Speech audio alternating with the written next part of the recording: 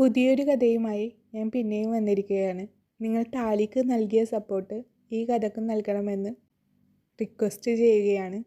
അപ്പോൾ വീഡിയോ ഇഷ്ടപ്പെട്ട് കഴിഞ്ഞാൽ വീഡിയോ ഒന്ന് ലൈക്ക് ചെയ്തേക്കുക. അതേപോലെ നിങ്ങളുടെ അഭിപ്രായങ്ങൾ കമൻറ്റ് ബോക്സിൽ അറിയിക്കാനും മറക്കരുത്. ഇന്നെൻ്റെ വിവാഹമാണ്. വരൻ ഒരു നാടകം ഇന്നെൻ്റെ വിവാഹമാണ്. വരൻ ഒരു നാടടങ്കം ഭയക്കുന്ന ചെകുത്താനാണ്. കാശിനാഥൻ. ദേവികക്ക് തന്നോട് തന്നെ പുച്ഛം തോന്നി തുടങ്ങിയിരുന്നു.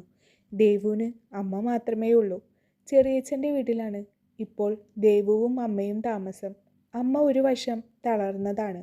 ആദ്യമേ തങ്ങളെ ഒരു ബാധ്യതയായി കണക്കാക്കിയിരുന്ന ചെറിയച്ഛൻ അമ്മക്കും കൂടെ വയ്യാതായതോടെ തൊട്ടതിനും പിടിച്ചതിനുമെല്ലാം കണക്ക് പറഞ്ഞു തുടങ്ങിയിരിക്കുകയാണ്.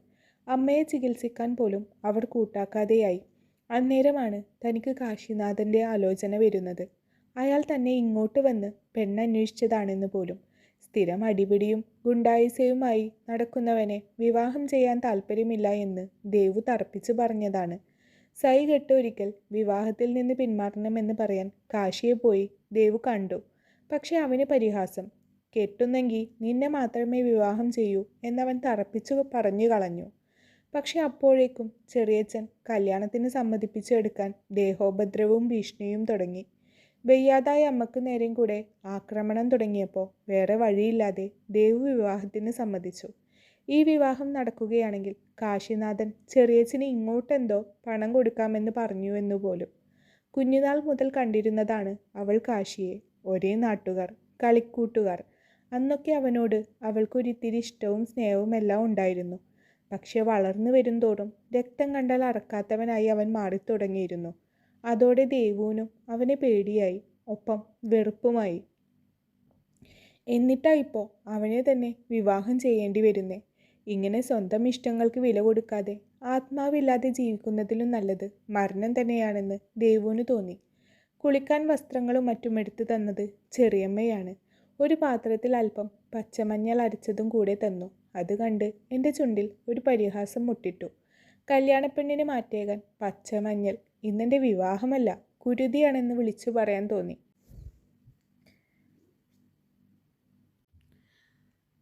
കുളപ്പടവുകൾ ഓരോന്നായി ഇറങ്ങുമ്പോൾ പാതി അഴിഞ്ഞ മുടി മുഴുവനായും ഊർന്ന് അരക്ക് താഴെ വന്നു നിന്നു.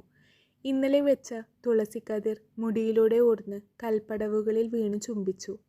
മഴക്ക് അകമ്പടി എന്നോണം വീശുന്ന കാറ്റിൽ തുളസിക്കതിരിൻ്റെ സുഗന്ധം പരന്നു. മുഖം തഴുകിയ മുടി ഇഴകൾ ചെവിയുടെ മടക്കിലേക്ക് തിരികെ അവസാനത്തെ പടവിൽ നിന്നുകൊണ്ട് വലത്തെ കാലിലെ തള്ളവിരൽ തുമ്പ് വെള്ളത്തിൽ തൊട്ട് ഞാൻ തണുപ്പ് തിട്ടപ്പെടുത്തി. പാതിരാക്കാറ്റിൻ്റെ പ്രണയത്തിൻ്റെ ആലസ്യത്തിൽ മയങ്ങിക്കിടക്കുന്ന വെള്ളത്തിൽ പതിയെ ഓളങ്ങൾ മുട്ടിട്ടു.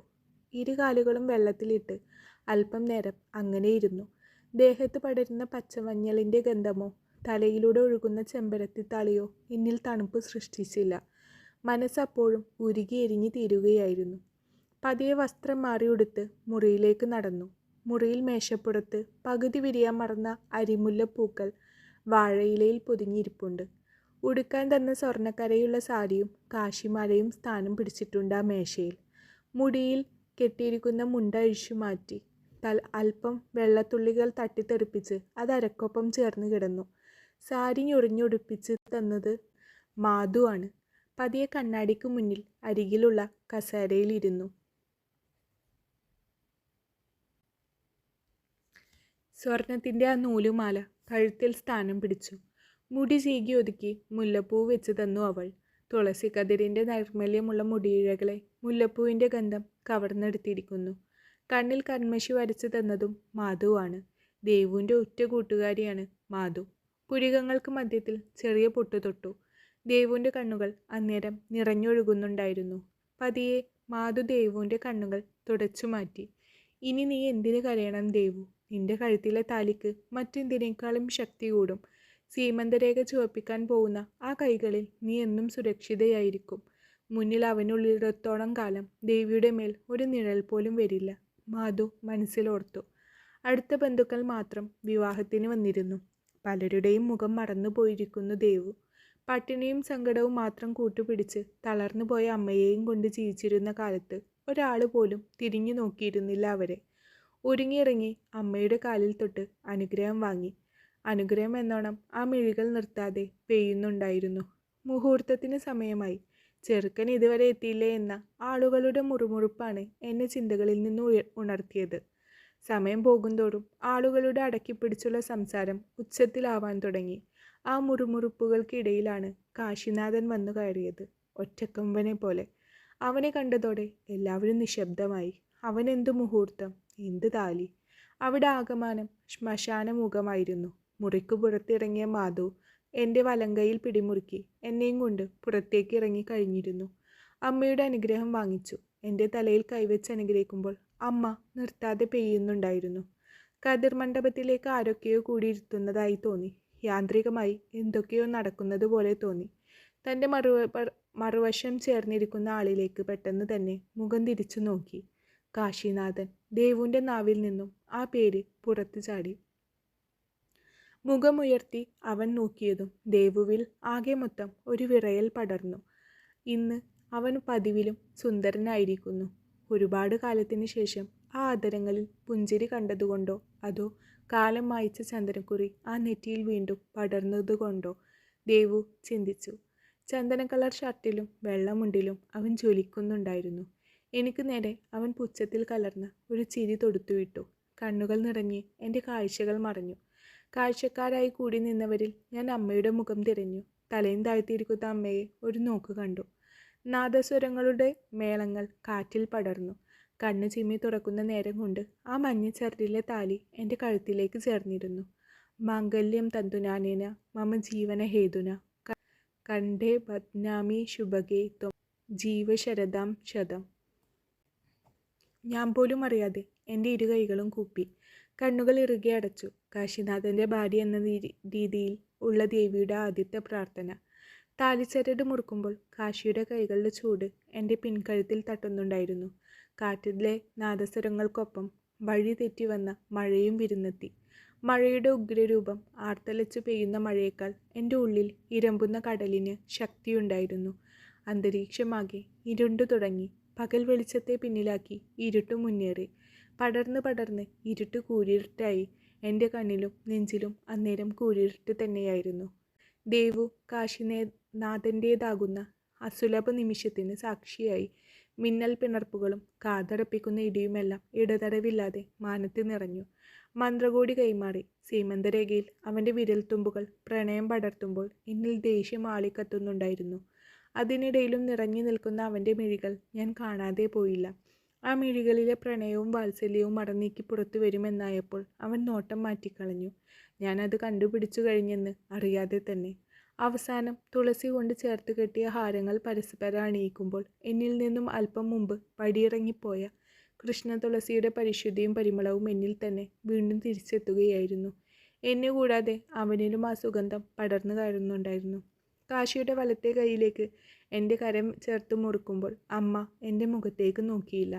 നേരിയ വെറ്റിലയുടെ അകലം മാത്രം കരങ്ങൾ തീർത്തപ്പോൾ ഞങ്ങളുടെ മനസ്സുകൾ തമ്മിൽ കടലോളം ദൂരമുണ്ടായിരുന്നു. കൈകൾ ചേർത്ത് അഗ്നിക്ക് ചുറ്റും വലം ചെയ്ത് തുടങ്ങുമ്പോൾ അതൊരു ഓർമ്മപ്പെടുത്തലായിരുന്നു. ഇനി ദേവിയും കാശിയും തമ്മിലുള്ള ജീവിതത്തിന് തിരശീല ഉയരുകയാണെന്ന്. അവളുടെ സുഖം, രക്ഷ, ശാന്തി, സമൃദ്ധി ഇനി കാശിയുടെ കൈകളിലാണെന്ന്. കാശിയോടുള്ള തൻ്റെ അമർഷവും ദേഷ്യവും ഉള്ളിലെ കടിഞ്ഞാൻ മുറിച്ച് പുറത്തു വരാൻ വെമ്പി. ഒരു നിമിഷം അവൻ കെട്ടിയ മഞ്ഞച്ചരട്ടിയിലേക്ക് അവളുടെ മിഴികൾ പാഞ്ഞു. അതെ, ഞാൻ ഇന്ന് കാശിയുടെ ഭാര്യയാണ്. അത് ഊട്ടിയുറപ്പിക്കാൻ അവൻ കെട്ടിയ കുരുക്കാണിത്. ഉള്ളിൽ അഗ്നി എരിഞ്ഞു തുടങ്ങിയപ്പോൾ അത് മറച്ചു വെക്കാതെ തന്നെ ഞാൻ അവനെ ഒന്ന് നോക്കി. പക്ഷെ പകയോ വിദ്വേഷമോ പരിഹാസമോ ഒന്നും ആ മുഖത്ത് അന്നേരമില്ല. കുഞ്ഞുങ്ങളെപ്പോലെ അവൻ കെട്ടിയ താലിയിലേക്കും തൊട്ട് തന്ന സിന്ദൂരത്തിലേക്കും മാറി മാറി നോക്കുന്ന അവൻ എനിക്ക് അത്ഭുതമാവുകയായിരുന്നു. അനുഗ്രഹം വാങ്ങാൻ അമ്മയുടെ അടുത്തേക്ക് ചെല്ലുമ്പോൾ സകലതിനോടും ഒരു വെറുപ്പായിരുന്നു. തൻ്റെ മുഖത്തെ കുറ്റബോധത്തോടെ നോക്കുന്ന അമ്മയെ കണ്ടപ്പോൾ ഒന്ന് പൊട്ടിക്കരയാൻ തോന്നി. കണ്ണുനീർ തുള്ളികൾ കൺമഷി വരച്ച മിഴികളിൽ തളം കെട്ടി നിന്നു. പതിയെ അവനൊപ്പം പടിയിറങ്ങാൻ ഒരുങ്ങുമ്പോൾ മടിച്ചു നിന്ന കാർമേഘങ്ങൾ പിന്നെയും ഉരുണ്ടുകൂടി. ചെറിയ തുള്ളികളായി തുടങ്ങി മഴ അതിൻ്റെ സംഹാര രൂപത്തിലെത്തി നിന്നു. ചിലപ്പോഴൊക്കെ അതങ്ങനെയാണ്. പ്രണയവും മഴയും ചേർന്നിരിക്കുന്ന പോലെ തോന്നിയിട്ടുണ്ട്. നനച്ചിരിക്കാത്ത നേരത്ത് ഓടിവരുന്ന രണ്ടുപേർ, പ്രണയവും മഴയും. അത് പെയ്തൊഴിയാതെ കൂടെ ഇങ്ങനെ ചേർന്ന് നിൽക്കും, സ്നേഹിക്കുന്നവരെ പുണർന്ന് അടരാൻ കഴിയാത്ത വിധം. ശകാരവർഷങ്ങളുമായി ആളുകൾ മഴയെ തള്ളിപ്പറഞ്ഞപ്പോഴും എനിക്കത് എൻ്റെ സങ്കടങ്ങൾക്ക് കൂട്ടുനിന്ന പോലെ തോന്നി. എൻ്റെ കണ്ണുനീർ മറക്കാൻ കൂട്ടുനിന്ന പോലെ. പതിയെ ഒരു കുട ആരോ കാശിയുടെ കയ്യിൽ കൊടുത്തു. കാശി കുട വാങ്ങി എനിക്ക് നേരെ അല്പം ചേർത്ത് പിടിച്ചു. കാർമേഘങ്ങൾ ഉരുണ്ടുകൂടി ആ തണുത്ത അന്തരീക്ഷത്തിലും അവൻ്റെ കണ്ണുകൾ തിളങ്ങുന്നുണ്ടായിരുന്നു. കുടക്കീഴിൽ ഞങ്ങളെ പുൽകാൻ കൊതിച്ച മഴത്തുള്ളികൾക്ക് കുടക്ക് മീതെ ചിന്നിച്ചിതറിപ്പോയി മണ്ണിൽ ലയിച്ചു ചേർന്നു. ചേമ്പിലെ തണ്ടുകൾ മഴയെ പിടിച്ചു കെട്ടാൻ കഴിയാതെ നിന്നുലഞ്ഞു. മഴ നനച്ചുപോയ മണ്ണിൻ്റെ ഗന്ധം അവിടെ ആകമാനം പരന്നു. കാറ്റടിച്ച് ചെരിഞ്ഞു പെയ്യുന്ന ഈറൻ എൻ്റെ ദേഹത്തു തട്ടാതെ കാശി ഒന്നൂടെ എന്നെ അവനിലേക്ക് ചേർത്തണച്ചു. ജനിച്ചു വളർന്ന വീടും മുറ്റവും തൊടിയുമൊക്കെ ഒന്നൂടെ നോക്കി. ഇന്നു മുതൽ തനിക്കെല്ലാം അന്യമാണ്. ആ പേമാരിക്കിടയിലും തൊഴുത്തിൽ നിന്നും കിങ്ങിണിയുടെ സ്വരം കാതിൽ പതിഞ്ഞിരുന്നു. മുന്നോട്ട് നടക്കുന്തോറും ആ മിണ്ടാപ്രാണിയുടെ കരച്ചിൽ എൻ്റെ ചെവിയിലേക്ക് തുളഞ്ഞു കയറി. കാശിയുടെ കൈ വിടുവിച്ച് അവളുടെ അടുത്തേക്ക് പാഞ്ഞു. പതിയെ അതിൻ്റെ പുറത്തൊന്ന് തലോടുമ്പോൾ അത് അവളെ മുട്ടിയുരുമ്മി നിൽപ്പുണ്ടായിരുന്നു. ചിലരിൽ അത് നോവ് നിറച്ചപ്പോൾ ചിലരിൽ അത് പരിഹാസത്തിന് വഴിയൊരുക്കി. വെള്ളയിൽ കറുപ്പ് കലർന്ന അവളെ തനിക്ക് കിട്ടുമ്പോൾ എന്തെന്നില്ലാത്ത സന്തോഷമായിരുന്നു ദേവുവിന്. ഒറ്റപ്പെടലിൽ തനിക്ക് കിട്ടിയ കൂട്ട്. ആദ്യമായി അവളെ കയ്യിൽ പിടിക്കുമ്പോൾ അവൾക്ക് ചോരക്കുഞ്ഞിൻ്റെ മണമായിരുന്നു. തിരിച്ചിറങ്ങുമ്പോൾ ആളുകളുടെ മുറുമുറുപ്പ് കേട്ടു. വിവാഹം കഴിഞ്ഞ പെണ്ണുങ്ങൾ ഇങ്ങനെ തിരിഞ്ഞു നടക്കുന്നത് അപശകുനമാണെന്ന് പോലും. നനഞ്ഞൊട്ടിയ എന്നെ ഒന്നുകൂടെ ദേഹത്തോട് ചേർത്ത് പിടിച്ച് കാശി ഒന്ന് തിരിഞ്ഞു നോക്കി എല്ലാവരെയും. അടക്കി പറഞ്ഞിരുന്നവരുടെയും പരിഹസിച്ചിരുന്നവരുടെയും വായടയുന്നത് ദേവു കൗതുകത്തോടെ നോക്കി നിന്നു. അവനോടൊപ്പം വണ്ടിയിൽ കയറി. കൺമുന്നിലെ കാഴ്ചകൾ പതിയെ പുറകോട്ട് ഓടി മറിയാൻ തുടങ്ങി. കവിളിൽ ചെറു ചൂട് പടർന്നപ്പോഴാണ് അവൾ കണ്ണുകൾ വലിച്ചു തുറന്നത്. തൻ്റെ കവിളിൽ തട്ടി വിളിക്കുന്ന കാശിയുടെ കൈകൾ അവൾ ഞൊടിയിടയിൽ തട്ടിത്തെറിപ്പിച്ചു. യാത്രയിൽ എപ്പോഴോ താൻ മയങ്ങിപ്പോയിരിക്കുന്നു. നിലവിളക്കുമായി നിന്നിരുന്നത് അവൻ്റെ അകന്ന ബന്ധത്തിലെ ഒരു സ്ത്രീയായിരുന്നു. അവരെ എപ്പോഴൊക്കെയോ കണ്ട ഓർമ്മയുണ്ട് ദേവുവിന്. പക്ഷെ പ്രായം ചെന്ന ആ മുഖത്ത് എപ്പോഴും ഉണ്ടാവലുള്ള ആ പുഞ്ചിരി കൈമോശം വന്നിരിക്കുന്നു. പതിയെ ആരതി ഒഴിഞ്ഞ് 7 തിരിയിട്ട നിലവിളക്ക് എൻ്റെ കയ്യിലേക്ക് വെച്ച് തന്നു. അതും വാങ്ങി വലതുകാൽ വെച്ച് ആ പടി ചവിട്ടുമ്പോൾ ഉള്ളു ശൂന്യമായിരുന്നു. ഈ നാടകത്തിന് ബാക്കി എന്തെന്ന് മനസ്സ് ചികഞ്ഞുകൊണ്ടിരുന്നു. മനസ്സുപോലെ തന്നെ ശരീരവും തണുത്തുറഞ്ഞിരുന്നു. പതിയെ അത് പൂജാമുറിയിൽ കൊണ്ടുവച്ചു. കാശിയുടെ മുറിയിൽ കയറിയപ്പോൾ ഉള്ളിൽ വല്ലാത്തൊരു അസ്വസ്ഥത നിറയുന്നുണ്ടായിരുന്നു. പതിയെ മുടിയിലിരുന്ന മുല്ലപ്പൂവ് എടുത്തു മാറ്റി. നേരിയ മുടിയിഴകളോടെ അത് കൈകളിൽ ഊർന്നു വന്നു. എടുത്തു മാറാനുള്ള വസ്ത്രങ്ങളുമായി കുളിക്കാൻ കയറി. എത്ര നേരം വെള്ളം തലയിൽ പകർന്നു നിന്നെന്ന് അറിയില്ല. മുടിയിൽ നിന്നും ഊർന്നിറങ്ങുന്ന വെള്ളം മാറിൽ പറ്റിച്ചേർന്ന് ചുട്ടുപഴുത്തു തിളങ്ങുന്ന മഞ്ഞ ചരടിൽ കോർത്ത താലിയെ നനച്ചുകൊണ്ടിരുന്നു. സാരി മാറി ഉടുത്ത് മുറിയുടെ ഒരു മൂലയിൽ സ്ഥാനം പിടിച്ചു. മുറിയിൽ നിന്നും വെള്ളത്തുള്ളികൾ ഇറ്റി വീണുകൊണ്ടിരുന്നു. വാതിൽ തുടങ്ങുന്ന ശബ്ദം കേട്ടപ്പോഴാണ് ഞാൻ ചിന്തകളിൽ നിന്ന് ഉണർന്നത്. മുന്നിൽ കാശിനാഥൻ. അവൻ്റെ നീലക്കണ്ണുകൾ മുറി അപ്പാടെ പരതി തേടിയതെന്തോ കണ്ടെത്തിയ പോലെ എന്നിൽ തടഞ്ഞു നിന്നു.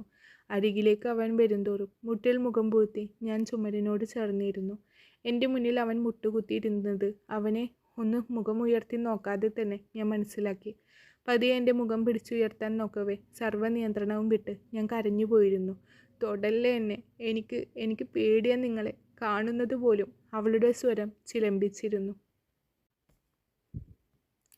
പെട്ടെന്ന് അവൻ്റെ കൈകൾ പിൻവലിഞ്ഞു. ഹേയ് ദേവി, ഞാൻ ആ സ്വരം നേർത്തു. എനിക്കൊന്നും കേൾക്കണ്ട. എന്നെ വിലക്ക് വാങ്ങിയതല്ലേ നിങ്ങൾ. എനിക്ക് നിങ്ങളെ ഇഷ്ടമല്ല എന്ന് കല്യാണത്തിന് മുന്നേ ഞാൻ പറഞ്ഞതല്ലേ. എന്നിട്ടും എന്തിനാ എൻ്റെ ജീവിതത്തിലേക്ക് വന്നേ? ഒരു നിമിഷം അവൻ ചലനമറ്റിയിരിക്കുന്നത് കണ്ടു.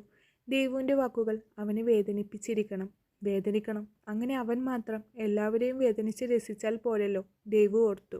അതെ, എല്ലാവരെയും വേദനിപ്പിച്ചേ എനിക്ക് ശീലമുള്ളൂ.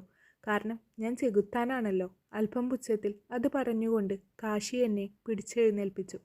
കുതറി മാറാൻ പലതവണ ശ്രമിച്ചു. എൻ്റെ നീളൻ നഖങ്ങൾ അവനെ ആഴത്തിൽ മുറിവേൽപ്പിക്കുന്നുണ്ടായിരുന്നു. എന്നിട്ടും ആ കൈകൾ എന്നെ ചേർത്ത് തന്നെ പിടിച്ചു. അങ്ങനെ ഒരു കൈ കൊണ്ട് അണച്ചു പിടിച്ച് എൻ്റെ സാരിത്തലപ്പ് കൊണ്ട് അവൻ എൻ്റെ മുടിയിലെ വെള്ളം ഒപ്പിത്തരുന്നുണ്ടായിരുന്നു. മേശപ്പുറത്ത് വെച്ച രാസനാദിപ്പൊടി നെറുകയിൽ തൊട്ടു. മാഞ്ഞു തുടങ്ങിയ സിന്ദൂരരേഖ വീണ്ടും അവൻ ചുവപ്പിച്ചു. ചെറുവിരലാലെ കൺമഷി വരക്കുമ്പോൾ അവളൊന്ന് പിടഞ്ഞു. അടങ്ങി നിൽക്കടി, അവൻ ഒച്ചയിട്ടു. ആ ശബ്ദത്തിൽ അവളുടെ പിടച്ചിൽ നിന്നുപോയി. നെറ്റിയിൽ ചന്ദനക്കുറി വരച്ചു കൊടുത്ത് പതിയെ കൈ കുറുകെ വെച്ച് ചന്ദനത്തിൻ്റെ അവശേഷിപ്പുകൾ ഊതിക്കൊടുത്തു. കൈകൾ അടർത്തി മാറ്റി ആളെ നോക്കിയപ്പോൾ മുഖം വീർപ്പിച്ച് കെട്ടി നിൽപ്പുണ്ട്. കൂർപ്പിച്ച് നോക്കുന്നുണ്ട് അവൾ. ആ നോട്ടത്തിൽ കാശിക്ക് പെട്ടെന്ന് ചിരി വന്നുപോയി. അതവൻ അടക്കി പിടിക്കുകയും ചെയ്തു. ഇന്ന് ഒത്തിരി സുന്ദരിയായിരുന്നു. കാതോരം ആ ശബ്ദം. ഇതെൻ്റെ പ്രാണന് കണ്ണ് തട്ടാതിരിക്കാൻ. അത്രയും പറഞ്ഞ് ചെറുവിരലിലെ ബാക്കി കരികൊണ്ട് കവിളിൽ ഒരു കുത്തിട്ട് കൊടുത്തു. ഒരു കണ്ണ് ചിമ്മി ചിരിച്ചു അവൻ. അവൻ്റെ കൈകൾ തട്ടി മാറ്റി അവൾ അല്പം അകലം പാലിച്ചു നിന്നു. കൂടുതലൊന്നും പറയാതെ അവൻ മുറിവിട്ടിറങ്ങി. ഉള്ളിൽ 1000 ചോദ്യങ്ങൾ ഉണ്ടായിരുന്നു. കടൽ പോലെ പരന്നു കിടക്കുന്ന സംശയങ്ങൾക്കിടയിൽ നിന്നും പെറുക്കിയെടുക്കേണ്ട ഉത്തരങ്ങളും. ഒരുപാട് ക്ഷീണം തോന്നുന്നുണ്ടായിരുന്നു മനസ്സിനും ശരീരത്തിനും. പതിയെ വാതിലിനരികിലായി തന്നെ അവൾ ഇരുന്നു. മിഴികൾ അടഞ്ഞു തുടങ്ങിയിരുന്നു. ഏതൊരു നിമിഷം ഉറക്കം ഞെട്ടിയപ്പോൾ കണ്ണുകൾ തുറന്നിട്ട ജനലിനരികിലേക്ക് നീണ്ടു. സന്ധ്യ മയങ്ങി ഇരുട്ട് വീണിരിക്കുന്നു. വാതിൽ തുറക്കുന്ന ശബ്ദം കേട്ടപ്പോൾ ദേവു പെട്ടെന്ന് ഇരിക്കുന്നിടത്ത് നിന്ന് ചാടി എഴുന്നേറ്റു. കാശിയാണ്. ഒരു പാത്രത്തിൽ അല്പം ചോറും കറിയുമായി എൻ്റെ അരികിൽ വന്നിരുന്നു. വേണ്ട എന്ന് പറഞ്ഞെങ്കിലും നിർബന്ധിച്ച് അല്പം കഴിപ്പിച്ചേ ആൾ വിട്ടുള്ളൂ. ഏറെ നേരം ആ ഇരുന്ന ഇരിപ്പിലിരുന്നു. വാതിലടയുന്ന ശബ്ദം കേട്ടു. കിടക്കുന്നില്ലേ? കണ്ണിലേക്ക് ഒരു ആർദ്രമായ നോട്ടം വന്നെത്തി. ഞാൻ അത് കണ്ടതായി പോലും നടിച്ചില്ല. ഒന്നും മിണ്ടാതെ വീണ്ടും പുറത്തേക്ക് തന്നെ നോക്കി നിന്നു. പിൻകഴുത്തിൽ അവൻ്റെ ചുടുശ്വാസം തട്ടിയ പാടെ ഞാൻ പിന്തിരിഞ്ഞു നോക്കി. അതരങ്ങൾ തമ്മിൽ നേരിയ വ്യത്യാസത്തിൽ ഞങ്ങൾ നിന്നു. പരസ്പരം ശ്വാസനിശ്വാസങ്ങൾ ഇടകലർന്നു. ചോദിച്ചത് കേട്ടില്ലേ, കിടക്കുന്നില്ലേ എന്ന്? കാശി ചോദ്യം ആവർത്തിച്ചു. എൻ്റെ കാര്യം തീരുമാനിക്കാം. എനിക്കറിയാം. ഈ കിടക്കുന്ന താലിയുടെ ബലത്തിലാണ് അധികാരം കാണിക്കുന്നതെങ്കിൽ അത് വേണ്ട. ഈ കിടക്കുന്ന ലോഹത്തിന് ഞാൻ പ്രത്യേകിച്ച് ഒരു വിലയും കൊടുത്തിട്ടില്ല. ഇത് കഴുത്തി കിടക്കുന്ന ഓരോ നിമിഷവും ഞാൻ പിടഞ്ഞു മരിച്ചുകൊണ്ടിരിക്കുകയാണ്. അവൻ്റെ കണ്ണുകളിൽ സങ്കടക്കടൽ ഇരമ്പുന്നത് കാണെ അവൾ പരിഹാസത്തോടെ ഒന്ന് ചിരിച്ചു. നിനക്കിതിന് വലിയൊരു വിലയൊന്നും ഇല്ലായിരിക്കും. പക്ഷേ എനിക്കിതെന്താണെന്ന് നിനക്ക് ഊഹിക്കാൻ പോലും സാധിക്കില്ല ദേവു. ഇത്രയും പ്രിയപ്പെട്ടതായി ഈ ചെകുത്താന് ഭൂമിയിൽ വേറെയൊന്നുമില്ല. അവൻ്റെ അതരങ്ങൾ ആ താലിയിൽ ഒന്ന് മുത്തി. പതിയെ അത് അവൻ്റെ കണ്ണുകളിൽ മാറി മാറി ചേർത്ത് വെച്ചു. ഒരു നിമിഷം താലി കെട്ടിക്കഴിഞ്ഞ് അതിലേക്ക് തന്നെ അത്ഭുതം പൂണ്ടി നിറ കണ്ണുകളോടെ നോക്കി നിന്നിരുന്ന അവൻ്റെ മുഖം ദേവുവിൻ്റെ മനസ്സിലേക്ക് ഓടിവന്നു. പിറ്റേന്ന് ദേവു ജലപാനമില്ലാതെ കഴിച്ചുകൂട്ടി. കാശിയെ തോൽപ്പിക്കണം എന്ന് മാത്രമേ ദേവുവിൻ്റെ ഉള്ളിൽ ഉണ്ടായിരുന്നുള്ളൂ. പണം കൊടുത്ത് വിലക്ക് വാങ്ങാൻ പറ്റുന്നതല്ല സ്നേഹം എന്നവനെ അറിയിച്ചു കൊടുക്കണമെന്ന് ദേവു തീരുമാനിച്ചു. തൻ്റെ ജീവിതം ഇങ്ങനെ ആയിപ്പോയല്ലോ എന്നവൾ ചിന്തിച്ചു കൂട്ടി. ചിന്തകൾ കാട് കയറിയപ്പോൾ ഒരു പൊട്ടബുദ്ധി അവളുടെ ഉള്ളിൽ തികട്ടി വന്നു.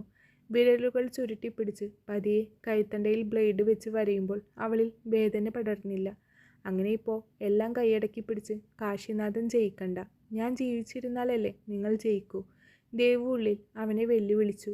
കുതിച്ചൊഴുകുന്ന രക്തത്തിലേക്ക് നോക്കി അല്പനേരം നിർവികാരയായിരുന്നു. ദേവുവിന് എല്ലാത്തിനോടും ഭയമായിരുന്നല്ലോ. ഇപ്പോൾ എന്താ ഇങ്ങനെ? അവൾ സ്വയം പറഞ്ഞു. കറിക്കത്തി പറയാതെ വിരലിൽ കൊണ്ടാൽ പേടിച്ച് കരയുന്ന ദേവുവിൽ നിന്നും അവൾ ഒരുപാട് മാറിയ പോലെ അവൾക്ക് തന്നെ തോന്നി. അത്രമേൽ ജീവിതത്തെ താൻ വെറുത്തുപോയോ? പതിയെ ബോധം മറയുന്ന പോലെ ദേവുവിന് തോന്നി. കാപട്യങ്ങളില്ലാത്ത ഇരുട്ടിൻ്റെ ലോകത്തേക്ക്, വേദനകളോ കുത്തുവാക്കുകളോ ഇല്ലാത്ത മറ്റൊരു ലോകത്തേക്ക് അവൾക്ക് യാത്ര തിരിക്കണമെന്ന് തോന്നി. പടിപ്പുരക്കരികിലായി ഇരിക്കുകയായിരുന്നു കാശി അന്നേരം. വടക്കേ തൊടിയിലെ മൂവാണ്ടം മാവിൻ്റെ തളിരിലകളെ പുണർന്നുകൊണ്ട് മുറ്റത്തേക്ക് തുളസിത്തറയിൽ എത്തി നിന്ന കുഞ്ഞു കുസൃതിക്കാറ്റ് അവനെ പുൽകാതെ മാറി നിന്നു. ഒരു പക്ഷേ അതിനും അവനെ ഭയമായിരിക്കും. കാശിക്ക് അവളെ ഇഷ്ടമാ. കൗമാരത്തിൽ തുടങ്ങിയ ഇഷ്ടം. അന്നൊക്കെ അവൾക്കും തന്നോട് ആ ഇഷ്ടമുള്ള പോലെ തോന്നിയിട്ടുണ്ട് കാശിക്ക്. പക്ഷെ അവൾ വളരും തോറും ആ ഇഷ്ടം മാഞ്ഞു തുടങ്ങി. എന്നാലോ കാശിക്ക് അത് കൂടിക്കൂടി വരികയായിരുന്നു. പടിപ്പുരക്കരികിൽ നിന്നും എഴുന്നേറ്റ് പതിയെ അവൻ മുണ്ടു മുറുകെ ഉടുത്തു. മടക്കി കുത്തി അകത്തേക്ക് നടന്നു. എന്തോ തൻ്റെ മനസ്സ് വല്ലാതെ അസ്വസ്ഥമാവുന്ന പോലെ കാശിക്ക് തോന്നി. ഉള്ളിലേക്ക് കയറും തോറും ഭയം ഇരട്ടിയായി വർദ്ധിച്ചു വരുന്നു. ദേവുവിന് എന്തെങ്കിലും മനസ്സിലിരുന്ന് ആരോ ചോദിക്കുന്ന പോലെ. മുറിയുടെ വാതിൽ തള്ളി തുറന്ന് അവൻ അകത്തേക്ക് കയറി. ബാത്റൂമിൽ നിന്നും വെള്ളം വീഴുന്ന ശബ്ദം കേൾക്കാം. ഉള്ളിലെ ഭയം ഇരച്ചു കയറുന്നത് പോലെ അവന് തോന്നി. എന്തോ ശ്വാസം നഷ്ടപ്പെട്ടവനെ പോലെ അവൻ വാതിലിൽ തട്ടി വിളിച്ചു. ഉള്ളിൽ നിന്നും മറുപടി ഒന്നും കേൾക്കാതെയായപ്പോൾ അവൻ വാതിലിൽ ആഞ്ഞു ചവിട്ടി. കൊളുത്ത് നീങ്ങി ആ വാതിൽ തുറന്നു.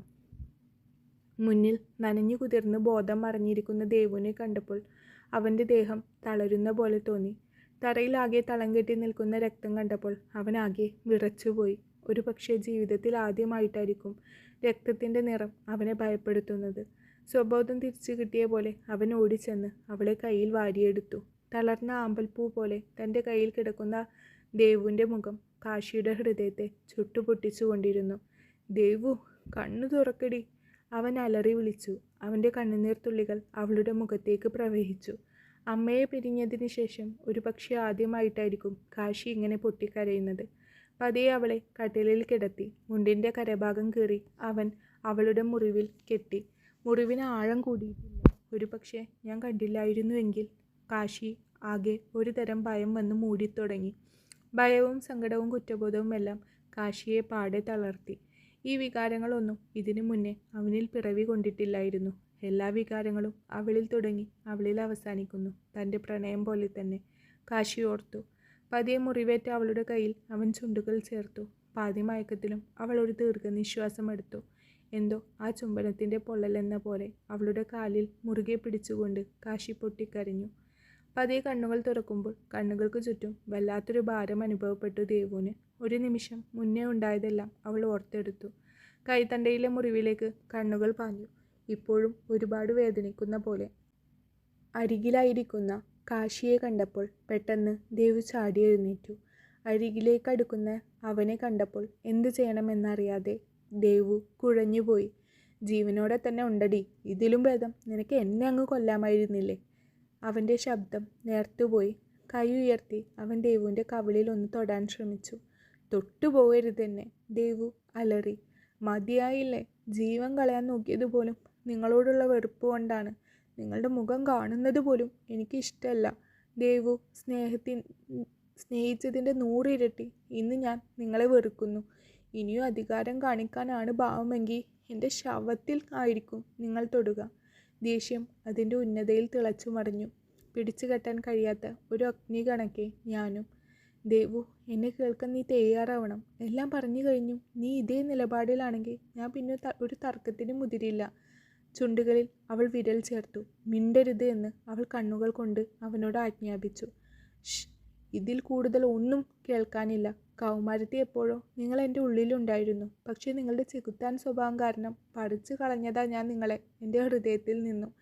ഇനി നിങ്ങൾ പറയുന്ന നട്ടാ കുരുക്കാത്ത നുണകൾക്കൊന്നും നഷ്ടപ്പെട്ടു പോയ പ്രണയത്തെ വേര് പിടിപ്പിക്കാൻ കഴിയില്ല. ദേവു പതിയെ പറഞ്ഞു. നിന്റെ മനസ്സിൽ ഇപ്പോൾ ഞാൻ ആരുമല്ലെന്നാണോ പറയുന്നേ? കാശി ചോദിച്ചു. അതെ. വിശ്വസിക്കില്ല ഞാൻ. കാശി തല ഉടഞ്ഞു. മറുപടിയായി ഞൊടിയിടയിൽ അവൾ കഴുത്തിലെ താലി അഴിച്ച് അവൻ്റെ കൈകളിൽ വെച്ചു കൊടുത്തു. ഇപ്പോൾ നിങ്ങൾക്ക് എന്നെ വിശ്വാസമായോ? ഒരു പൊട്ടിക്കരച്ചിലൂടെ ദേവു ചോദിച്ചു. അവൾ കഴുത്തിൽ നിന്നും വേർപ്പെടുത്തിയ താലി അവൻ്റെ കൈകളിൽ മുറുകി. അത്രയും ആയുസേ അതിനൊരു പക്ഷേ ഉണ്ടാവുകയുള്ളൂ. ഒരു ദിവസം എൻ്റെ പ്രണയം എന്ന കണക്കെ അവളുടെ കഴുത്തിൽ ആ മഞ്ഞച്ചരട്ട് കിടന്നില്ലേ? അവനെ തന്നെ ആശ്വസിപ്പിക്കാൻ വാക്കുകൾ തേടുകയായിരുന്നു. മുഖമുയർത്തി ദേവുവിനെ നോക്കിയപ്പോൾ അവൾ ഇപ്പോഴും തന്നോടുള്ള പകയിൽ തിളച്ചു മറിയുന്ന പോലെ അവന് തോന്നി. അവനോട് തന്നെ വെറുപ്പ് തോന്നി തുടങ്ങി. ഒരു പുരുഷനും ചേരാത്ത രീതിയിലെല്ലാം അവളോട് താൻ യാചിച്ചു. ഒരു വട്ടം പോലും തന്നെ കേൾക്കാൻ ദേവു ശ്രമിച്ചിട്ടില്ല. ഉള്ളിലുള്ള സ്നേഹം മുഴുവൻ പറഞ്ഞു തീർക്കാൻ കഴിഞ്ഞിട്ടില്ല ഇന്നുവരെ എനിക്ക്. മതിയായില്ലേ നിങ്ങൾക്ക്? ഇനിയെങ്കിലും എന്നെ വെറുതെ വിട്ടൂടെ? ഇനി എന്താ, സീമന്തരേഖയിലെ ഈ സിന്ദൂരം മാത്രമല്ലേ നിങ്ങളെ ഞാനുമായി ബന്ധിപ്പിക്കുന്നുള്ളൂ? അതും ഇനി വേണ്ട. പറഞ്ഞു തീർന്ന് കൈകൾ എത്തിച്ച് അവൾ സിന്ദൂരം മയക്കാൻ ഒരുങ്ങിയ വഴിക്ക് എൻ്റെ കൈകൾ നിയന്ത്രണം വിട്ട് അവളുടെ കവിളിൽ പതിച്ചു കഴിഞ്ഞിരുന്നു. വീച്ചു വീഴാൻ ഒരുങ്ങിയ അവളെ വീണ്ടും അവൻ തന്നിലേക്ക് അണച്ചു പിടിച്ചു. ഇനിയും ഇങ്ങനെ നിന്നാൽ ശരിയാവില്ല. അവളോട് തനിക്കുള്ള കലർപ്പില്ലാത്ത സ്നേഹം മാത്രമാണ് തൻ്റെ ബലഹീനത എന്ന് കാശി തിരിച്ചറിയുകയായിരുന്നു. എനിക്ക് അസുരവേഷമേ ചേരുകയുള്ളൂ എന്നും ഈ കയ്യകലത്തിൽ അവൾ ഉണ്ടാവണമെങ്കിൽ തന്നിലെ അസുരവേഷം വീണ്ടും കെട്ടിയാടണം അവൻ തീരുമാനിച്ചു. ദയനീയതയെ പിന്നിട്ട് അവൻ്റെ മുഖം രൗദ്രത കൈവരിക്കുന്നത് അവൾ ഒരു ഞെട്ടലോടെ നോക്കി നിന്നു. മതി നീ കിടന്നു തുള്ളിയത്. അതേടി, ചതിച്ചും വഞ്ചിച്ചും തന്നെ നേടിയതാ ഞാനെല്ലാം. ആ കൂട്ടത്തിൽ നീയും. ഇനി മരണം പോലും നീ ആഗ്രഹിക്കണ്ട. ഈ കൈപ്പിടിയിൽ എൻ്റെ ശ്വാസം പൊഴിയുന്നത് വരെ നീ ഇങ്ങനെ തന്നെ നിൽക്കും. ഒരു പോറൽ പോലും വീഴാതെ നോക്കാൻ കാശിനാഥനുണ്ട് ഇതേപോലെ. അവളിൽ ദേഷ്യം വന്ന് നിറയുന്നത് അവൻ കണ്ടില്ലെന്ന് നടിച്ചു. വീടെന്നെ ഉപദ്രവിച്ച് മതിയായില്ല നിങ്ങൾക്ക്? ദേവു കെഞ്ചി. ഒരു 100 വട്ടം നിന്നോട് എൻ്റെ ഉള്ളിലുള്ളത് പറയാൻ വേണ്ടി പിന്നാലെ നടന്നു. എന്നെ ഒന്ന് കേട്ടോ നീ? ഇല്ലല്ലോ. ഒന്ന് മാത്രം ഓർത്തു വെച്ചോ, എൻ്റേതാണ്, എൻ്റേത് മാത്രമാണ് നീ. ഒരു നിമിഷം അനങ്ങാതെ അവനെ തന്നെ നോക്കി നിന്നുപോയി ദേവു. ഇപ്പോഴും ആ കണ്ണുകളിൽ കാണുന്ന വികാരം പ്രണയത്തിനുമപ്പുറം മറ്റെന്തൊക്കെയോ ആണ്. മതി, ഇന്നത്തേക്ക് ഇനി ഒന്നും വേണ്ട. ഒരു ആത്മഹത്യാ ശ്രമമല്ല, പാളിപ്പോയതല്ലേ, ക്ഷീണം കാണും. പരിഹാസരൂപേണ അവൻ പറഞ്ഞു നിർത്തി. അവൻ്റെ കൈകൾ അയഞ്ഞു. ഉറങ്ങിക്കോ. ഒന്നും മിണ്ടാതെ അവൾ കട്ടിലിൽ അരികിൽ ചേർന്ന് കിടന്നു. മറുവശം അവനും. മുറിയിലാകെ ഇരുട്ടു പടർന്നപ്പോൾ അവളുടെ വിരലുകൾ നഗ്നമായ അവളുടെ കഴുത്തിൽ ഒന്ന് പരുതി. അവളിലെ നഷ്ടബോധം ഉടലെടുത്തു. അർഹിക്കാതെയോ പ്രതീക്ഷിക്കാതെയോ കിട്ടിയതാണെങ്കിലും അതിന് തൻ്റെ പ്രാണനോളം വിലയുണ്ടായിരുന്നു. അത് കഴുത്തിൽ മുറുകുമ്പോൾ കണ്ണടച്ച് മനമുരുക്കി പ്രാർത്ഥിച്ചത് കാശിയുടെ ആയുരാരോഗ്യ സൗഖ്യത്തിന് വേണ്ടി മാത്രമാണ്. പക്ഷേ എന്തും നിസ്സാരമായി നേടിയെടുക്കാമെന്ന കാശിയുടെ ധാർഷ്ട്യം ദേവുവിന് അംഗീകരിച്ചു കൊടുക്കാൻ പറ്റില്ലായിരുന്നു. പൊട്ടിച്ചെറിഞ്ഞത് ആ പ്രാർത്ഥനയും കൂടിയാണ്. ഒരിക്കലും ചെയ്യാൻ പാടില്ലായിരുന്നു. അസ്വസ്ഥമായി അവൾ തിരിഞ്ഞും മറിഞ്ഞും കിടന്നു. നിദ്ര അവളുടെ ക്ഷീണമായ മെയ്യിനെയോ മനസ്സിനെയോ എത്തി നോക്കിയില്ല. ഇന്നലെ ഒരു രാത്രി കൊണ്ട് താൻ കാശിയിൽ ലയിച്ചു ചേർന്നിരിക്കുന്നു. ജീർണിച്ചു പോയി എന്ന് താൻ വിശ്വസിച്ച പ്രണയം പിന്നെയും തന്നിൽ തലപൊക്കിയിരിക്കുന്നു. ഇന്നലെ കേട്ട അവൻ്റെ നെഞ്ചിടിപ്പിൻ്റെ താളവും അവൻ്റെ ഗന്ധവും ആ ശരീരത്തിലെ ചൂടും ഇന്നും കിട്ടാതെ പോയപ്പോഴാണ് താൻ ഇന്ന് ഇങ്ങനെ അസ്വസ്ഥതയാകുന്നത് എന്ന യാഥാർത്ഥ്യം അവൾ തിരിച്ചറിഞ്ഞിരുന്നു. അത്രമേൽ അടിമപ്പെട്ടുപോയോ അവനിൽ, ദേവു ചിന്തിച്ചു. മറുവശം അവൻ കൈകളിൽ മുറുകെ പിടിച്ചിരുന്ന താലിയിലേക്ക് നോക്കി കിടക്കുകയായിരുന്നു. അവൻ്റെ പെയ്യാമടിച്ച കണ്ണുകളിൽ നിന്നും അടർന്നു വീഴാതെ ഇരിക്കാൻ കഴിയില്ല എന്ന കണക്കെ ഒരു തുള്ളി ചുടുകണ്ണീർ ആ ലോഹത്തിന് വന്ന് പതിഞ്ഞു. പതിയെ അവൻ അതിലൊന്ന് ചുംബിച്ചു. മറുവശം എന്തോ വികാരം തന്നെ കീഴടക്കുന്നു എന്ന കണക്കെ ദേവുവിന് ദീർഘനിശ്വാസം എടുത്തു. ആ ലോഹത്തിനെ പോലും ചുട്ടുപഴുപ്പിക്കാൻ അവൻ്റെ കണ്ണുനീരിന് അത്രയും തീവ്രതയുണ്ടായിരുന്നു. വഴി തിരിഞ്ഞു പെയ്തും തുടങ്ങിയ അവൻ്റെ കണ്ണുനീർ ആ പഞ്ഞിമെത്തയെയും കുതിർത്ത് തുടങ്ങി. ഉറക്കമുണർന്നു നോക്കിയപ്പോൾ തൻ്റെ അരികിലായി കിടക്കുന്ന ദേവുവിലേക്ക് ഒരു നിമിഷം കാശിയുടെ കണ്ണുകൾ പതിഞ്ഞു നിന്നു. കൂമ്പി അടച്ചിരിക്കുന്ന അവളുടെ കണ്ണിലെ കൺപീലികൾ തമ്മിൽ ഇഴചേർന്ന് മയങ്ങിക്കിടന്നിരുന്നു. അരക്കൊപ്പം വളരാതെ പാതി വഴിയിൽ മടിച്ചു നിന്ന മുടിയിഴകൾ അവളുടെ നെറ്റിയിലും കവിൾത്തടങ്ങളിലും പതിഞ്ഞു കിടപ്പുണ്ട്. എന്തോ ഇന്ന് അവളിലേക്ക് ലയിച്ചു ചേരാൻ മാത്രമായി ഒരു മനസ്സിൽ തന്നിൽ ഉടലെടുത്തിട്ടുണ്ട്. അവളുടെ മേൽ താൻ കടിഞ്ഞാണിട്ട തൻ്റെ മനസ്സ് ഏതോ വഴിയിൽ കൈമോശം വന്നിട്ടുണ്ട്. പതിയെ അവൾ കണ്ണുകൾ ചിമ്മി ചിമ്മി തുറന്നു. കാശിയുടെ മിഴികളുമായി ആ കണ്ണുകളും കോർത്തു. ശരീരങ്ങൾ തമ്മിൽ പരസ്പരം ചൂടുപറ്റാൻ കൊതിക്കുന്നുണ്ടെന്ന് അവർക്ക് ഇരുവർക്കും ഒരുപോലെ തോന്നി. പതിയെ കണ്ണുകൾ വെട്ടിച്ച് അവൻ അവളുടെ അരികിൽ നിന്നും എഴുന്നേറ്റു. പിന്നീടുള്ള ദിവസങ്ങളിൽ കാശിനാഥൻ എന്താണെന്ന് അറിഞ്ഞു തുടങ്ങുകയായിരുന്നു ദേവു. താൻ അറിഞ്ഞതും കണ്ടതും ഒന്നുമല്ല അവനെന്ന് ദേവുവിന് ബോധ്യപ്പെട്ടു തുടങ്ങി. സ്നേഹം കൊണ്ട് മൂടുകയായിരുന്നു അവൻ ദേവുവിനെ. പലപ്പോഴും ആ സ്നേഹത്തിൽ ദേവുവിന് കാലിടറി തുടങ്ങി. അന്നൊരു ഞായറാഴ്ചയായിരുന്നു. ദേവു വെറുതെ ആ മുറിയിൽ ഇരിക്കുകയായിരുന്നു. അന്നേരമാണ് കാശി അങ്ങോട്ട് വന്നത്. ഇന്നൊരിടം വരെ പോവാനുണ്ട്, കൂടെ വന്നോളണം. അവൻ മുഖവുരയില്ലാതെ പറഞ്ഞു നിർത്തി. ഇല്ല, ഞാൻ വരില്ല. വരുന്നുണ്ടോ എന്നല്ല ഞാൻ ചോദിച്ചത്, വരണമെന്നാണ് പറഞ്ഞത്. അറിയാലോ എന്നെ. ഞാൻ തീരുമാനിച്ചു കഴിഞ്ഞാൽ നീ വരും. വരുത്താൻ എനിക്കറിയാം. ഇല്ല, വാശിയോടെ അവൾ കട്ടിലിൽ നിന്ന് എഴുന്നേറ്റു.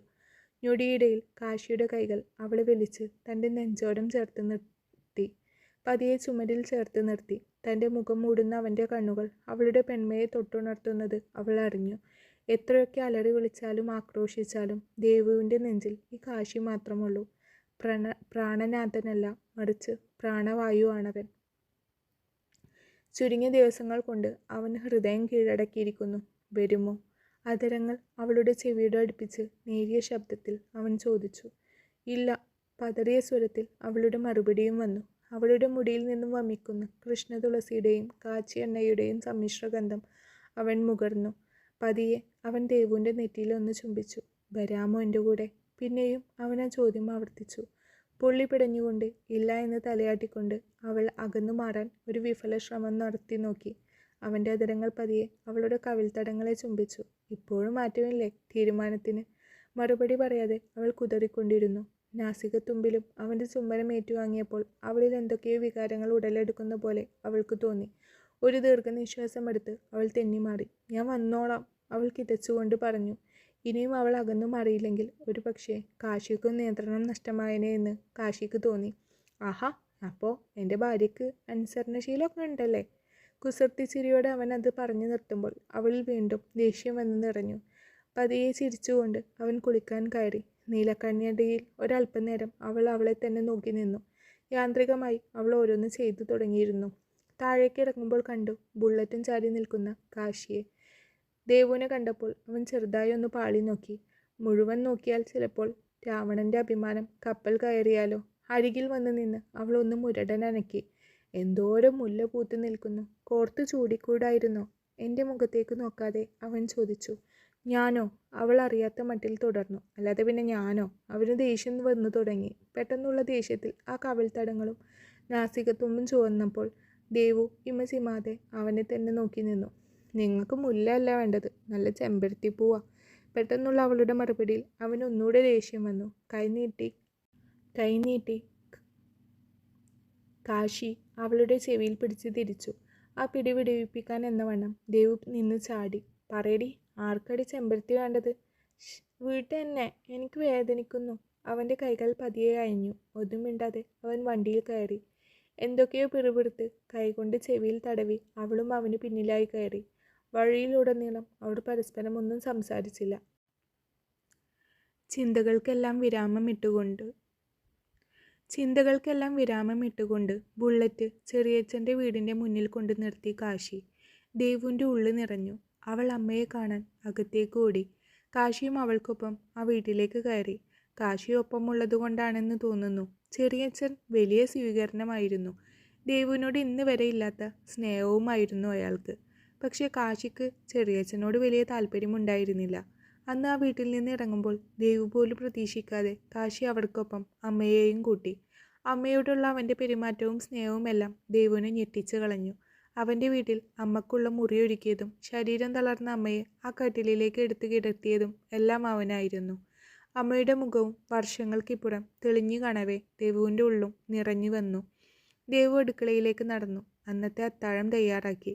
അമ്മക്കുള്ള ഭക്ഷണം കൊടുത്തു. പതിവിലും സന്തോഷം കണ്ടിരുന്നു ആ മുഖത്ത്. കാശിക്കുള്ള ഭക്ഷണം വിളമ്പി വെച്ച് മുറിയിൽ കയറി. അല്പം മടിയോടെ കാശിയെ തട്ടി വിളിച്ചു. തല ഉയർത്തി നോക്കിയ ആ നോട്ടത്തിൽ ആ കണ്ണുകൾ കലങ്ങിയിരിക്കുന്നത് ദേവു കാണാതെ പോയില്ല. അല്പനേരം ആ കണ്ണുകളിലേക്ക് നോക്കി നിന്നു. ഭക്ഷണം എടുത്തു വെച്ചിട്ടുണ്ട്, ദേവു പതിയെ പറഞ്ഞു. എനിക്ക് വേണ്ട. കാശിയുടെ മറുപടിയും വന്നു. എന്നോടുള്ള പരിഭവം മാത്രമായിരുന്നു ആ സ്വരത്തിൽ അപ്പോൾ നിഴലിച്ച് നിന്നിരുന്നത്. തിരിച്ചൊന്നും പറയാതെ താഴേക്ക് ഇറങ്ങി വന്നു. പാത്രത്തിലേക്ക് ചോറും കറികളും വിളമ്പി. കാശിക്കരികിൽ വന്നിരുന്നു. ചോറ് കുഴച്ച് ഒരു കുഞ്ഞുരുള അവന് നേരെ നീട്ടി.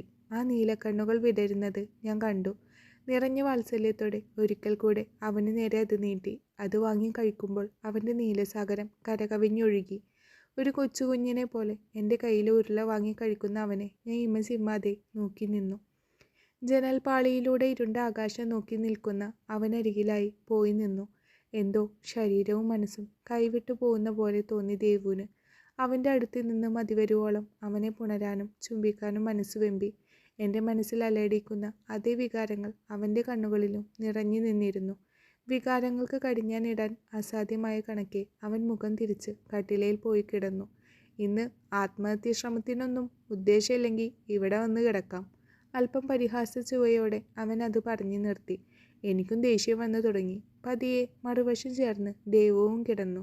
തട്ടിന് പുറത്ത് മഴ വീഴുന്ന ശബ്ദം വ്യക്തമായി കേൾക്കാം. കാലം തെറ്റിയ മഴക്ക് കൂട്ടായി ഇടിയും മിന്നലും വേറെ. കുറച്ചു നേരം കണ്ണുകൾ അടച്ചു കിടക്കുന്ന കാശിയെ നോക്കി കിടന്നു.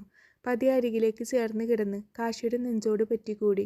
എൻ്റെ ആ പ്രവൃത്തിയിൽ കാശി ഒന്ന് ഞെട്ടി. ആ ഹൃദയമിടിപ്പിൻ്റെ താളം ക്രമാതീതമായി ഉയർന്ന് എൻ്റെ മാറിൽ ചേർന്നലിഞ്ഞു. പതിയെ മുഖം ഉയർത്തി അവൻ്റെ നെറുകയിൽ ഒരു കുഞ്ഞു ഉമ്മ കൊടുത്തു. അവൻ്റെ കൈകൾ ബലപ്പെട്ടു. ഞാൻ അവൻ്റെ കഴുത്തിൽ മുഖം ചേർത്തു. ഇപ്പോൾ എന്നോട് സ്നേഹമാണോ? പതിയെ അവന് എൻ്റെ ചെവിയിൽ ചോദിച്ചു. അല്ല, ദേഷ്യം മാത്രം, വെറുപ്പ് മാത്രം. അവൻ്റെ മുഖം മുഴുവൻ ചുമനകൾ കൊണ്ട് മൂടുന്നതിനിടയിൽ ഞാൻ പറഞ്ഞൊപ്പിച്ചു. ഒന്ന് ചിരിച്ചുകൊണ്ട് അവൻ എന്നെ ഇരു കൈകൾ കൊണ്ടും അവനിലേക്ക് ചേർത്തണച്ചു പിടിച്ചു. ഇരുട്ടിനെ മറിച്ച് സ്വർണ്ണകിരണങ്ങൾ മുറിയിലാകെ പടർന്നു. ഒരു കുഞ്ഞിനെ പോലെ അവൻ്റെ ഹൃദയത്തിലെ ചൂടേറ്റ് മയങ്ങുന്ന അവളെയും നോക്കി പ്രകൃതി പോലും വിസ്മയിച്ചു നിന്നു. പതിയെ കാശി കണ്ണുകൾ തുറന്നു നോക്കിയപ്പോൾ ദേവു ഇപ്പോഴും ഉറക്കത്തിലാണ്. അടർന്നു മാറാൻ കഴിയാത്തത്രയും ചേർത്ത് പിടിച്ചിട്ടുണ്ട് അവൾ. എൻ്റെ കൈകൾ ഒന്നൂടെ ഞാൻ മുറുക്കി. ഒന്ന് കുറുകിക്കൊണ്ട് ദേവു പതിയെ കണ്ണുകൾ തുറന്നു. കുറച്ചു നിമിഷം കണ്ണുകൾ മാറ്റാതെ അവനെ നോക്കി കിടന്നു. ഇപ്പോഴും ദേഷ്യവും വെറുപ്പുമെല്ലാം ആണല്ലേ? തികഞ്ഞ കുസൃതിയോടെ കാശി അവളെ നോക്കി ചോദിച്ചു. ഉം. അവൻ്റെ കണ്ണുകളിലേക്ക് നോക്കി ആ നീലസാഗരത്തിൻ്റെ ആഴം അളന്നുകൊണ്ട് ദേവു പതിയെ ഒന്ന് മൂളി. ഇടയ്ക്ക് ഇതുപോലൊക്കെ എന്നോട് ദേഷ്യം കാണിക്കണം കേട്ടോ ഭാര്യയെ. അവൻ്റെ മറുപടിയിൽ അവളുടെ മൂക്കിൻ തുമ്പ് ചുവന്നു വരുന്നത് കാശി കൗതുകത്തോടെ നോക്കിക്കിടന്നു. എന്നെ ഇഷ്ടമാണെന്ന് ഒരിക്കലെങ്കിലും പറഞ്ഞൂടെ? ഒരിക്കൽ മാത്രം. പ്രതീക്ഷകൾ അലയടിക്കുന്ന ഹൃദയത്തോടെ കാശി ചോദിച്ചു. എൻ്റെ താലി എവിടെ? ദേവു പതിയെ ചോദിച്ചു. അവളുടെ സ്വരം ഇടറി. അവളുടെ കണ്ണുനീർ തുള്ളികൾ അവൻ്റെ ഇടനെഞ്ച് നനച്ചുകൊണ്ടിരുന്നു. പതിയെ അവൻ അവളുടെ അടുത്ത് നിന്നു മാറി മാറ്റിവെച്ചിരുന്ന ആ താലിമാല എടുത്തുകൊണ്ടുവന്നു. അവളെ നേരെ നിർത്തി അവൻ അവളുടെ കഴുത്തിലേക്ക് അത് ചേർത്തു. കഴുത്തിൽ ഒരിക്കൽ കൂടെ നാഗസ്വരങ്ങളുടെ അകമ്പടിയോ മറ്റ് തിരക്കുകളോ ഇല്ലാതെ അത് മുറുകുമ്പോൾ അവളുടെ കണ്ണുകൾ കൂമ്പിയടഞ്ഞിരുന്നു. അന്ന് രാവിലെ പോയതാണ് കാശി. രാത്രിയായിട്ടും ആളെ കാണാതായപ്പോൾ ദേവുവിന് വല്ലാത്ത അസ്വസ്ഥത. അവൾ പിന്നെ അവനെയും നോക്കി ആ ഉമ്മറത്തിണ്ണയിൽ ഇരിപ്പായി. മഴ പെയ്യുന്നുണ്ട്. ഇടയ്ക്കിടെ മഴക്കു കൂട്ടായി നനുത്ത തെന്നലും മഴയുടെ തീവ്രത പതിയെ കുറഞ്ഞു വന്നു. വീടിൻ്റെ ഓടിൽ തട്ടിയിറയിൽ വെള്ളം വീഴാൻ തുടങ്ങിയിരുന്നു. ഇരുട്ടിൽ മറഞ്ഞു നിൽക്കാതെ കറുപ്പിന് മാറ്റേകി ചുവന്ന പൂക്കൾ പോലെ നിന്നിരുന്ന ചാമ്പക്ക മരത്തിൽ ഒരു വേളയിൽ ദേവുവിൻ്റെ കണ്ണുകൾ ഇടഞ്ഞു. ചാമ്പക്ക മരത്തിന് കൂട്ടേക്ക് വള്ളിപ്പടർപ്പിലൂടെ മുല്ലപ്പൂ മുട്ടിട്ടിട്ടുണ്ട്. പതിയെ പുറത്തേക്കിറങ്ങി നഗ്നമായ പാദങ്ങൾ നനുത്ത മണ്ണിൽ തൊട്ടപ്പോൾ തന്നെ ഉള്ളിൽ ഒരു കുളിർ തോന്നി. പതിയെ മുന്നോട്ട് നടക്കുന്തോറും മഴ നനച്ചുപോയ മണ്ണിൽ കാൽപ്പാടുകൾ പതിഞ്ഞുകൊണ്ടിരുന്നു. അടുത്തുള്ള മരത്തിൻ്റെ വേരിൽ ചവിട്ടി ഒരു ചാമ്പക്ക പൊട്ടിക്കാനായി കൈകൾ ഉയർത്തി. ഒറ്റഞ്ഞൊറിയുടുത്ത സാരിയിൽ കൂടുതൽ ആവേശത്തോടെ ഈറൻ വന്നു അടിക്കാൻ തുടങ്ങി. നനവ് നഗ്നമായ ഇടുപ്പിലേക്കും പടർന്നുകൊണ്ടിരുന്നു. പതിയെ ഒരു കുഞ്ഞു ചാമ്പക്കയുടെ ഞെട്ടൊട്ടിച്ച് അവൾ കൈപ്പിടിയിലാക്കി. പതിയെ ഒന്ന് കടിച്ചു. കാശിനാഥൻ്റെ ബുള്ളറ്റിൻ്റെ ശബ്ദം കേട്ടപ്പോൾ അവൾ പെട്ടെന്ന് കൈകൾ പിൻവലിച്ചു. തിരിച്ചു വീട്ടിൽ കയറാൻ ഉള്ളിൽ ഭയം തോന്നി. ബുള്ളറ്റിൽ നിന്നും ഇറങ്ങിയ പാടെ ചാമ്പക്ക മരത്തിന് കീഴെ നിൽക്കുന്ന അവളിലേക്ക് അവൻ്റെ കണ്ണുകൾ പതിഞ്ഞു. അല്പനേരം അവളെ നോക്കി നിന്നു. അവൻ വേഗത്തിൽ അവളുടെ അടുത്തേക്ക് നടന്നെടുത്തു. കയ്യിൽ മുറുകെ പിടിച്ച് പെട്ടെന്ന് തന്നെ അവളെ വലിച്ച് അകത്തേക്ക് കയറ്റി. അവൻ്റെ നേരെ അവളെ പിടിച്ചു നിർത്തി അവൻ രൂക്ഷമായി അവളെ നോക്കി. അവൻ്റെ മിഴികൾ നേരിടാൻ കഴിയാതെ അവൾ മുഖം കുനിച്ചു. തിണ്ണയിൽ അവളെ പിടിച്ചിരുത്തി. പതിയെ ഒന്നുകൂടെ ചേർന്ന് നിന്ന് കാശി മുണ്ടിൻ്റെ അറ്റം പിടിച്ചു ഉയർത്തിക്കൊണ്ട് അവളുടെ മുടി തുവർത്തി കൊടുക്കാൻ തുടങ്ങി. നിനക്ക് എന്താ ദേവു, ഭ്രാന്തുണ്ടോ? പാതിരാക്ക് നിന്ന് മഴ നനയാൻ. മറുപടി പറയാതെ കാശിയെ നോക്കിയിരുന്നു അവൾ. പിന്നെയും ഒരുപാട് ശകാരങ്ങൾ. എന്തോ ഞാൻ മറ്റേതോ ലോകത്താണെന്ന് തോന്നിപ്പോയി ദേവുവിന്. അത്രയും വേദനിപ്പിച്ചതാ ഞാൻ എൻ്റെ കാശിനാഥന്. എന്നിട്ടും ഒരു പരാതിയില്ലാതെ സ്നേഹിക്കുന്നത് കാണുമ്പോൾ ഉള്ളിൽ കുറ്റബോധം ഉടലെടുത്തുകൊണ്ടിരുന്നു. ശകാരങ്ങൾ കൂടിയപ്പോൾ ദേവു ഒരു വശത്തേക്ക് മുഖം കൂട്ടി തിരിഞ്ഞിരുന്നു. ദേവുവിൻ്റെ ആ പെരുമാറ്റം അവനിൽ ചെറിയ ചിരി പടർത്തുന്നുണ്ടായിരുന്നു. പതിയെ അവൻ ദേവുവിൻ്റെ അരികിലായി മുട്ടുകുത്തിയിരുന്നു. അവളുടെ മുഖം കൈക്കുമ്പിളിലെടുത്തു. ഇരു കണ്ണുകളിലേക്കും മാറി മാറി നോക്കി. ഇനി പറ, എന്താ കയ്യിൽ? ഇടയ്ക്കെപ്പോഴോ അവൻ്റെ നോട്ടം പുറകിലായി മടക്കി പിടിച്ച എൻ്റെ കയ്യിലേക്ക് നീണ്ടിരുന്നു.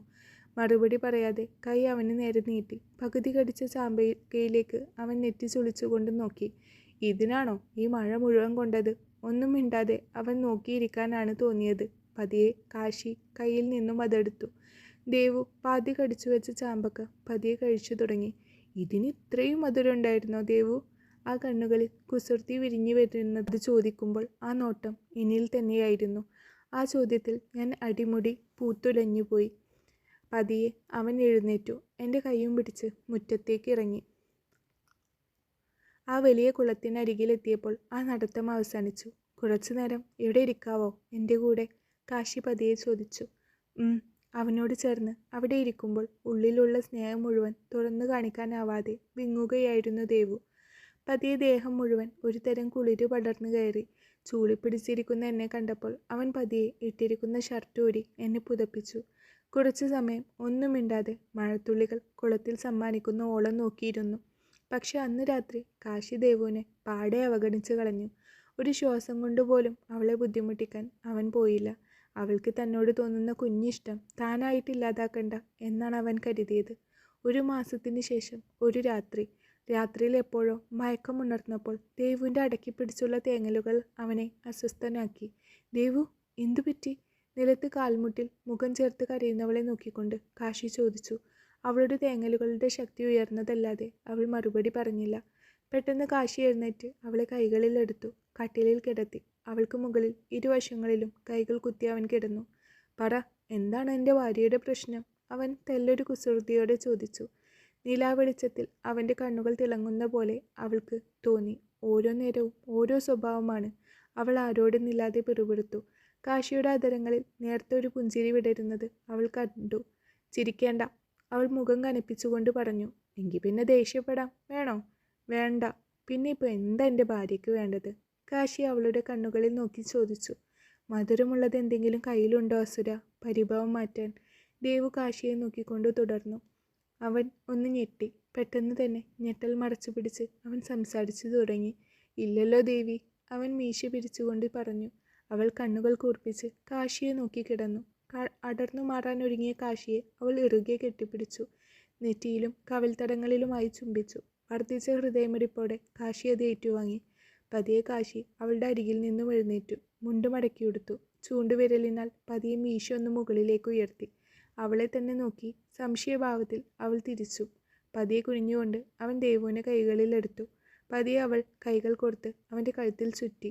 എന്താണ് അസുര ഉദ്ദേശം? അവൾ നെറ്റി ചൊളിച്ചുകൊണ്ട് ചോദിച്ചു. മറുപടി കൊടുക്കാതെ അവൻ പുറത്തേക്ക് ഇറങ്ങി. ഇറയത്ത് വീഴുന്ന മഴത്തുള്ളികളിലേക്ക് ഇരുവരുടെയും കണ്ണുകൾ ഒരുപോലെ പതിഞ്ഞു. ഒന്ന് നനയണം, നിന്നോടൊപ്പം. അവളുടെ ചെവിയിലേക്ക് അധരങ്ങൾ അടുപ്പിച്ച് കാശി പതിയെ മൊഴിഞ്ഞു. അവളുടെ മറുപടിക്ക് കാത്തു നിൽക്കാതെ കാശി പതിയെ മുറ്റത്തേക്ക് ഇറങ്ങി. ആകാശം ഇരുട്ടിനെ പ്രാപിച്ചു തുടങ്ങിയിരുന്നു. അവരെ ഇരുവരെയും കണ്ട ആനന്ദമാണോ എന്നറിയില്ല. മഴ അതിൻ്റെ സംഹാര രൂപം വെടിഞ്ഞ് പ്രണയത്തിൻ്റെ ചാറ്റൽ മഴയായി പരിണാമപ്പെട്ടു. പതിയെ കാശി മുഖമുയർത്തി മാനത്തേക്ക് നോക്കി കണ്ണുകൾ ഇറുകെ അടച്ചു. അവൻ്റെ കവിൾ തടങ്ങളെയും മീശത്തുമ്പിനെയും തൊട്ട മഴത്തുള്ളികൾ അവളിലേക്ക് പെയ്തിറങ്ങി. മുഖം താഴ്ത്തി അവളെ ഒന്ന് നോക്കിയ ശേഷം അവളെ ഒരു കൈകൊണ്ട് അണച്ചു പിടിച്ചു. മറുകൈ തെന്നി മാറ്റി അവളുടെ കെട്ടിവെച്ച മുടിയെ അവൻ സ്വതന്ത്രമാക്കി. കാച്ചെണ്ണയുടെ നറുമണത്തോടെ പതിയെ മുടി ചുരുളുകൾ അഴിഞ്ഞുലഞ്ഞു. അവൻ്റെ നെഞ്ചിലേക്ക് മുഖം ചായച്ച് പരന്നു തുടങ്ങിയ സിന്ദൂരം അവൾ മഴയിൽ നിന്നും മറച്ചു പിടിച്ചു. വെള്ളിടികൾ അവന് അവരുടെ പ്രണയത്തിന് വെട്ടം പകർന്നു. ചെമ്പകപ്പൂവിൻ്റെ നറുമണവും മഴയോടൊപ്പം വിരുന്നെത്തിയ മന്ദമരുതൻ കവർന്നെടുത്തിരുന്നു. പതിയെ ചെമ്പകമരത്തിൻ്റെ ചുവട്ടിലായി നിന്ന് കാശി ഒരു കൈകൊണ്ട് അത് പിടിച്ചുലച്ചു. ഞെട്ടറ്റു വീണ ചെമ്പകപ്പൂക്കൾ തടങ്ങളിൽ ഒളിപ്പിച്ചു വെച്ച ചെറുകണങ്ങളെ കൊണ്ട് അവളുടെ ദേഹത്തേക്കായി പൊഴിഞ്ഞു വീണു. പതിയെ കാശി അവളെ നോക്കിയൊന്ന് പുഞ്ചിരിച്ചു. തിരികെ ദേവുവും. മണ്ണിൽ വീണലിഞ്ഞ മഴത്തുള്ളികൾ മണ്ണിൻ്റെ നറുമണം മാറിൽ ഒളിപ്പിച്ചു. കാശി അവളുടെ കണ്ണുകളിലേക്ക് തന്നെ നോക്കി മൺമറഞ്ഞുപോയ ആ ബാല്യകാലത്തെ വേരുകൾ തേടുകയായിരുന്നു. എന്നു മുതലാണ് ഇത്രമാത്രം താൻ മഴയെ സ്നേഹിച്ചു തുടങ്ങിയത്? അമ്മ തന്നെ വിട്ടുപോകുമ്പോൾ ഇതുപോലെ കണ്ണുനീർ ഒഴിയാത്ത കണക്കെ മാനം വിങ്ങിപ്പൊട്ടിയിരുന്നു. അന്ന് ജനൽപ്പാളിയിലൂടെ നോക്കിക്കണ്ട ആ മഴയുടെ സംഹാര രൂപത്തോട് കാശിക്ക് ഭയമായിരുന്നു. പിന്നെ ആ മഴയെ സ്നേഹിച്ചു തുടങ്ങിയത് എപ്പോഴാണ്? മുടി ഇരുവശങ്ങളിലേക്കും മുടഞ്ഞു കെട്ടി കുഞ്ഞു പൊട്ടും തൊട്ട് മുട്ടറ്റം വരെ മാത്രം നീളമുള്ള പാവാടയും കുപ്പായം ഇട്ട് വരുന്ന ദേവുവിനെ കുറച്ച് ദിവസം കാണാതെയായപ്പോൾ അന്നത്തെ 17കാരൻ്റെ നെഞ്ചു പിടഞ്ഞിരുന്നു. തൊട്ടടുത്ത് കിട്ടുമ്പോൾ അവളെ വഴക്ക് പറയാനും ഉപദ്രവിക്കാനും മാത്രം ശ്രമിച്ചിരുന്ന അവന് എങ്ങനെ സാധിക്കും മറ്റുള്ളവരോട് അവളെപ്പറ്റി ചോദിക്കാൻ? മനസ്സിൽ കൂട്ടിവെച്ചിരുന്ന ആ വിരഹവേദന അന്ന് എന്നെ നനച്ചുപോയ മഴക്ക് എൻ്റെ വിരഹത്തിൻ്റെ ഉപ്പുരസമായിരുന്നു. 7 ദിവസങ്ങൾക്ക് ശേഷം വീതി കുറഞ്ഞ നടപ്പാതയിൽ കുറുകെ നടന്നു വരുന്ന അവളെ കണ്ടപ്പോൾ ഹൃദയം പെരുമ്പറ കൊട്ടി. 7 ദിവസങ്ങൾക്ക് ശേഷം അവൾക്ക് വന്ന മാറ്റങ്ങളെ ചെയ്യുകയായിരുന്നു കാശി അന്നേരം. മുട്ടറ്റ നീളമുള്ള പാവാടക്ക് പകരം കാൽപാദങ്ങളെ മറച്ചുകൊണ്ടുള്ള ധാവണി സ്ഥാനം പിടിച്ചിരുന്നു. കവിൾത്തടങ്ങളിലും കൈപ്പുറടികളിലും പച്ചമഞ്ഞളിൻ്റെ നിറം സ്ഥാനം പിടിച്ചിരുന്നു. ഇരുവശങ്ങളിലുമായി പിന്നിട്ടിരിക്കുന്ന മുടി ഇഴകൾ മുറകിലേക്ക് മുഴഞ്ഞ് വിടർത്തിയിട്ടിരുന്നു. അവളുടെ കണ്ണുകളെയും കവിൾത്തടങ്ങളെയും പൊതിഞ്ഞു പിടിച്ച ആ നാണം അവളിലെ ഋതുമതിയെ കാശിക്ക് കാണിച്ചു തരികയായിരുന്നു. അന്ന് ആദ്യമായി ഞാൻ നനഞ്ഞ മഴക്ക് പ്രണയത്തിൻ്റെ ഗന്ധമായിരുന്നു. കാശി എന്താ ആലോചിക്കുന്നത്? മറുപടിയൊന്നും അവൻ പറഞ്ഞില്ലെങ്കിലും ആ കണ്ണുകൾ പറയാതെ പറയുന്നുണ്ടായിരുന്നു. പണ്ടെങ്ങോ ആഴ്ന്നിറങ്ങിയ ഭ്രാന്തമായ പ്രണയത്തിൻ്റെ വേരു തേടുകയായിരുന്നു അവനെന്ന്. ആ പ്രണയം ഇപ്പോൾ ദേവുവിലേക്കും പടർന്നു തുടങ്ങിയിരിക്കുന്നു. അവസാനിച്ചു. സൂര്യകാന്തി. ചെറിയൊരു കഥയാണ്. വീഡിയോ ഇഷ്ടപ്പെട്ട വീഡിയോ ഒന്ന് ലൈക്ക് ചെയ്തേക്കണേ. അതേപോലെ നിങ്ങളുടെ അഭിപ്രായങ്ങൾ കമൻറ്റ് ബോക്സിൽ അറിയിക്കാനും മറക്കരുത്. Thank you.